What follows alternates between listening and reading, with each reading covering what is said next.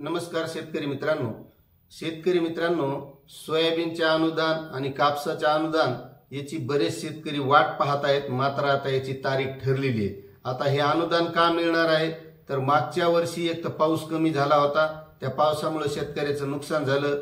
त्यानंतर एक तर सोयाबीनला भाव नाही मिळाला। 4600 रुपये शासनाने हमी भाव दिला होता, पण ते 4400 200 4000च्या वर काय सोयाबीन गेलं नाही आणि यामध्ये शेतकऱ्यांचं नुकसान झालं। हे नुकसान भरून काढण्यासाठी शासनाने हेक्टरी 5000 रुपये सोयाबीन आणि कापसाला मदत जाहीर केली। कापूस काय 7000च्या वर गेला नव्हता, मग याला 5000 रुपये हेक्टरी दिलं। तसं इथं हे एकरी 5000 रुपये अनुदान द्यायला पाहिजे।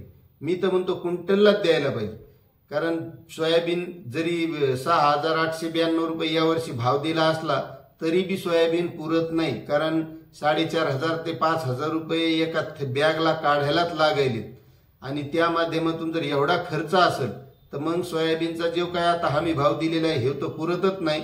मग शेतकऱ्यांची आता मागणी चालू आहे की आम्हाला हमी भावानं कमीत कमी खरेदी करा तुम्ही, तशी तर त्यापेक्षा जास्त करा म्हणतायत, पण हमी भावानं तरी घ्या। तरी अजून काही हमी भावाच्या वर सोयाबीन गेलेलं नाही। 4500 पर्यंतचे 4892 रुपये हमी भाव दिलेला आहे, पण त्याच्यावर काही गेलं नाही आणि मग असं होतंय। त्याच्यामुळे हे अनुदान दिले।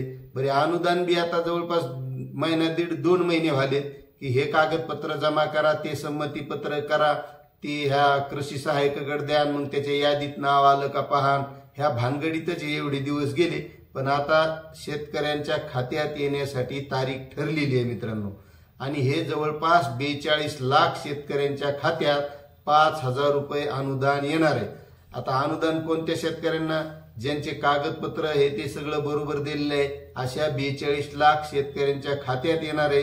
हेक्टरी 5000 येणार आहे आणि ज्या शेतकऱ्यांचं सोयाबीन 2 हेक्टर आहे, कापूस 2 हेक्टर आहे, अशा शेतकऱ्यांना 20,000 रुपये हे अनुदान मिळणार आहे आणि याची तारीख ठरलेली आहे।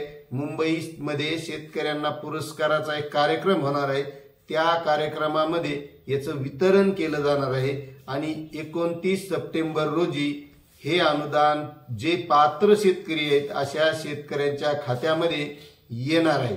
आणि ते कसं येणार आहे तर डीबीटीच्या माध्यमातून, म्हणजे जे शेतकऱ्यांना पीएम किसान योजना, नमो शेतकरी योजनेचे पैसे मिळतात तोच डाटा संकलित या योजनेसाठी केलेला आहे। आणि ज्यांची ई-केवायसी हे सगळं बरोबर आहे, समजा ज्यांना पीएम किसानचे पैसे येतात, नमो शेतकरीचे पैसे येतात, म्हणजे त्यांची ई-केवायसी बरोबर आहे, त्यांचा अकाउंट नंबर बरोबर आहे, अशा शेतकऱ्यांच्या खात्यात डायरेक्ट येणार आहेत। मात्र ज्या शेतकऱ्याला पीएम किसान किंवा नमो शेतकरीचे पैसे येत नाहीत, मग त्यांना पुढे आता त्यांच्या यादीमध्ये नाव आलं, पुन्हा त्यांना केवायसी करणं, केवायसी केल्याच्या नंतर मग त्याच्या खात्यामध्ये येणार, अशी अडचण त्याला होणार आहे। त्यामुळे त्यानं प्रत्येक शेतकऱ्यांना आता एवढं झालं, पण यापुढे कमीत कमी ते पीएम किसानची दुरुस्ती करून घ्या, नमो शेतकरीची दुरुस्ती करून घ्या, कारण असे अनुदान जे काही येणार आहेत आता तेवढं डाटा घेतले जाणार आहे। कशामुळं, कारण तो बरोबर आहे म्हणून, म्हणजे प्रत्येक वेळेस शेतकऱ्याला परेशान होण्याची गरज पडणार नाही। त्यामुळे तो डाटा करून घ्यायचा आणि तो केल्याच्या नंतर मग असे काय अनुदान, अतिवृष्टी असेल किंवा हे सोयाबीन अनुदान, कापूस अनुदान, पुढे काही पुन्हा अनुदान जर येण्याची वेळ आली तर अशा माध्यमातून हे मिळणार आहे।